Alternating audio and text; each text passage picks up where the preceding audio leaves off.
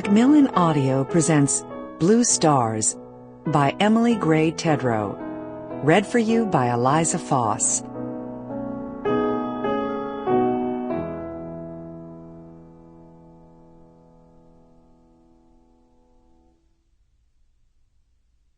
Part 1. Home. Chapter 1.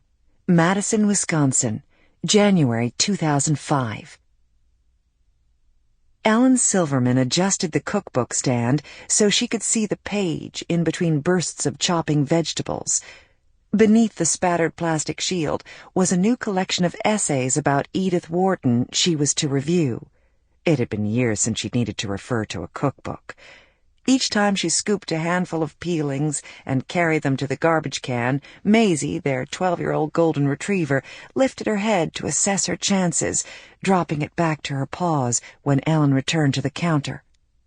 Black bean chili sputtered on the stove, a chocolate torte from the bakery was in the fridge, and after the salad was finished, all she had to do was set the dining room table. Her daughter Jane's 19th birthday wasn't until the end of next week, but since her son Wes would drive back to school tomorrow, they were celebrating tonight. It was good luck that Michael was also free. His motley jobs, snowplow driver, parking lot security, landscape worker, made for an unpredictable schedule. The holidays were over, which was a relief. She would have time to read, to work. But this winter was a hard one, with 2 bad blizzards already. Even now there was a foot of new snow on the ground, and more to come tonight. And the war in Iraq, brutal and pointless. She read Wharton's famous tableau vivant scene, in which Lily's controlled stage fright rehearses the more intense fears to come, a cycle of terror, revolving from loss of social status through loss of life. Stage fright, murmured Ellen, wiping the paring knife on her apron. Stage fright. She's happy as a clam with everyone staring at her. Maisie opened her eyes. Ellen leaned closer to the book, scanning the page.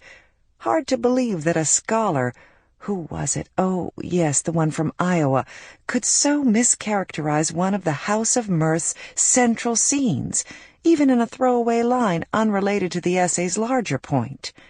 Ellen lifted the lid on the chili. She opened and closed the refrigerator door. Then she laid a dish towel over the salad bowl and went up the stairs to her study. For the first time in longer than Ellen cared to remember, after 4 books, countless articles, and numerous presentations focused on Edith Jones Wharton, there was no project of her own underway or on the horizon. She'd come to a stopping place. She needed to look around. Hence this minor book review, a bit of busy work taken on while Ellen adjusted to the discomfort of her freedom. Maybe I should find something else, she thought, standing in the middle of her room, someone other than Edith to write about. Unimaginable. She might as well become another person. Ellen took down her reading copy, the compact off-white penguin one, same as she'd owned as a girl, and found the right page even before she was seated in her armchair. Still in her apron, she read just enough to reassure herself that Lily was anything but nervous when she took her place in the gaudy party scene. Still, it was a potentially interesting notion, the idea that social fear and life-or-death fear were entwined and often confused within the novel's various performances. Ellen made a note on a pad on the side table before flipping back a few pages to enjoy Lily's whirlwind preparations for the extravagant tableau. Sometime later, a rhythmic scraping drew her attention out of the book. Outside, a familiar figure was shoveling off the side stairs. Ellen watched her ward, the young man who used to be her ward, fling snow left and right over the metal railing, working his way down the buried stairs she hadn't used in weeks. Idiot, she whispered, heart full.